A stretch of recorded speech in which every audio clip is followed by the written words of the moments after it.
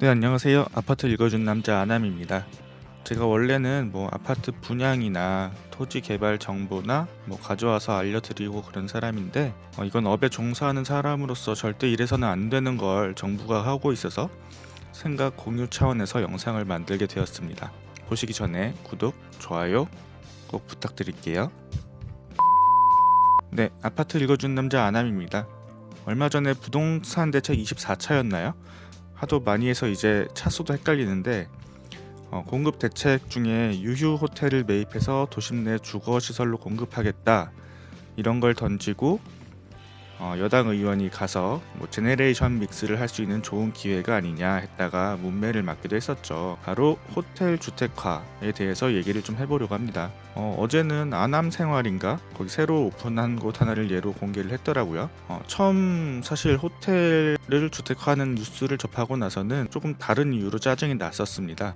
개조하겠다고 언급된 호텔 중에 저희 회사에서 매입하려고 노리고 있던 호텔 부지가 포함되어 있었거든요. 거기가 입찰을 할지 아니면 뒤에서 협상을 할지 논의가 되고 있었는데, 정부가 건드릴 것 같으니까 그냥 공개 입찰로 변경이 된 것 같더라고요. 사실 정부가 내 것 찜이다 해놓은 땅을 산다는 것 자체에 한계가 있어요. 물론 공식적으로 정부가 하는 일을 방해했다고 해서 페널티가 있는 법 조항은 없지만, 하지만 개발 사업을 하면 반드시 관을 통해서 허가나 심의를 받아야겠죠. 그때 피해가 없으니까 이런저런 자잘한 조건을 걸어서 도면을 수정해오게 한다거나, 아니면 담당자가 출장을 가거나 심의 자체를 거부해 버리거나 심의위원회를 열지 않거나 별의 별수를 다 써서 비공식적으로 사업을 진행되지 못하게 막을 수 있습니다. 심지어 공사를 다 해놓고도 준공이나 사용 승인 늦게 내주면 그것도 골 때리는 일이겠죠.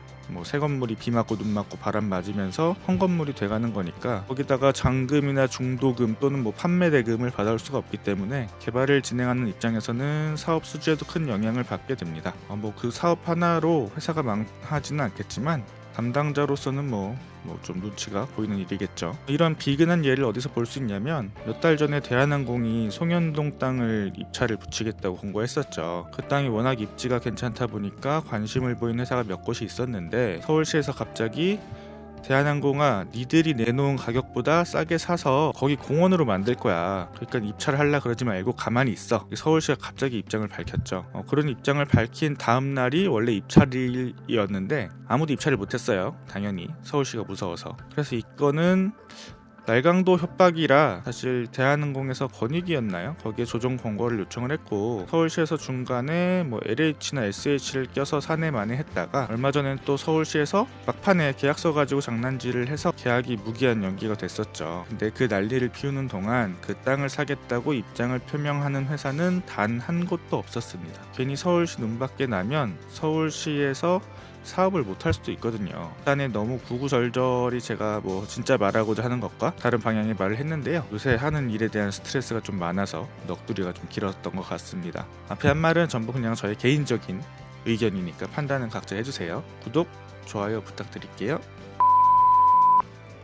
본론으로 좀 들어가 볼게요. 지금 정부가 하겠다는 거 이미 서울시에서 하고 있는 역세권 청년주택 사업이라고 이미 있는 형태입니다. 부산에도 드림하우스인가 유사한 게 있고요. 호텔을 가지고 리모델링 하는 건 이미 준공이 난 청년주택 가지고 준공이 난 1호인가 2호인가 아무튼 5손가락이 안에 드는 케이스가 있었습니다. 종로구 숭인동에 베네키아 호텔을 인수해서 내부 객실을 기존의 형태대로 리모델링을 해갖고 월세 임대 사업을 하는 거였는데요. 서울시 역세권 청년주택에 대해서 설명을 드려야 될 것 같은데요. 간단하게 설명을 해볼게요. 디테일한 거는 사업하실 거 아니면 딱히 필요 없으실 거니까 자세한 거 궁금하시면 SH 홈페이지 들어가시면 많은 것들을 아실 수 있습니다. 아무튼 간단하게 서울시 역세권 청년주택은 시내 중심지의 청년을 위한 주거지를 꾸리기는 해야겠는데, 공공으로는 사업도 느리고 민원도 많고 하니까 그 사업을 할 수 있게 민간의 인센티브를 주면서 사업을 하게 하는 건데요. 그게 요즘 보면 좀 괴물을 낳고 있어요. 삼각지역에 있는 청년주택이 이제 입주를 하는 것 같던데, 혹시 실물을 좀 보셨나요? 인터넷 찾아보셔도 나와요. 한번 봐보세요.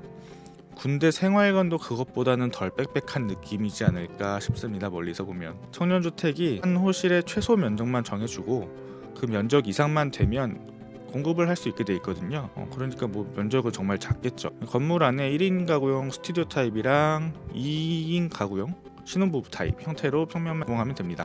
그런 계획적인 편의성이 있어서 민간에서 해당 사업을 하는 것도 있지만 그것보다 실질적인 사업 가능성은 기존 토지의 용적률보다 확 올려줘서 상업시설 용적률까지 용적률을 올려주기 때문에 사업이 돌아가는 거거든요. 쉽게 말하면 10층을 지을 수 있는데 15층까지 짓게 할 수 있게 하고 그런 거예요. 그러면 당연히 5층이 늘어나니까 세대수가 늘어나겠죠. 그러면 그만큼 임대료를 더 받고 사업 수지가 개선될 겁니다. 이렇게 공급하면 월세가 싸냐? 그렇지도 않아요. 민간 임대분의 임대료는 인근 시세의 90%까지거든요. 예치금을 많이 넣을수록 월세가 깎이긴 하는데 예치금 없어서 청류주택 들어가는 건데 무슨 의미인지 잘 모르겠습니다. 어제 영상 나오는 거 보니까 뭐 30에서 35만 원 얘기하더라고요. 그 아남 생활은. 거기 무슨 사회적 주택이라고 청년주택은 개념이 좀 다른 것 같더라고요. LH 사회적 주택 찾아보시면 자세한 내용 보실 수 있고요. 사실 LH는 인간 기업들이랑 다르게 사업해서 까져도 크게 이슈가 없으니까 그 가격에 돌릴 수 있는 거고요. 물론 세금으로 운영이 되는 거겠죠. 세대당 2억이 넘게 들어간 개념이라던데 과연 시장적인 효용 가치가 있는 투자인지는 잘 모르겠습니다.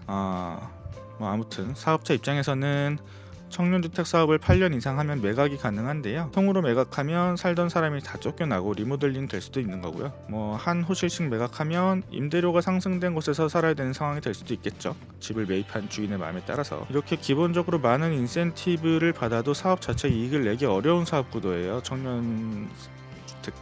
그러면 근데 신축이면 용적률을 더 받아야 겨우 돌아가는 거고 사업이 리모델링을 하면 투입 금액을 초과해야 되는 건데요. 그러면 사업자는 리모델링 할 때 투자를 많이 할까요? 절대 투자 많이 못합니다. 숭인동 호텔도 리모델링 한 다음에 청년주택이지만 처음에 외면당한 이유가 그거였어요. 벽체는 거의 그대로였고 가구 같은 걸 제공하면 사업이 안 돌아가니까 가구나 집기류 같은 건 제공하는 척 했지만 전부 유상으로 돈을 받고 했었어요. 그러니까 총액이 비싸겠죠. 거기다가 구조도 별로고 수납 공간도 없고 방음이나 단열도 안 좋고 이런 단점 투성이었거든요. 어제 아남생활 같은 공개된 세대는 굉장히 좋은 케이스의 리모델링이에요. 그 정도면 돈을 까먹으면서 사업을 해야 제공될 수 있는 정도인 것 같아 보이더라고요. 근데 마냥 까먹기만 하면서 제대로 공급이 이루어질 수 있을까요? 세금을 쓰는데도 한계점에 부딪히는 날이 오고 스리슬쩍 그 사업을 멈추겠죠. 호텔 아시죠? 잠시 머물러야 좋은 곳입니다. 하루 이틀 안 치워도 되고 잠시만 머무니까 불편한 것 좀 있어도 조금은 참아지고 아니면 룸서비스 부르면 되니까요. 불편함이 덜하죠. 호텔 리모델링에서 뿌리는 건 반얀트리 스위트룸에 머무는 걸로 상상하시면 안 돼요. 저 지방 어디 이름 모를 모텔급 비즈니스 호텔 스탠다드 타입 정도 머문다고 상상하셔야 맞습니다.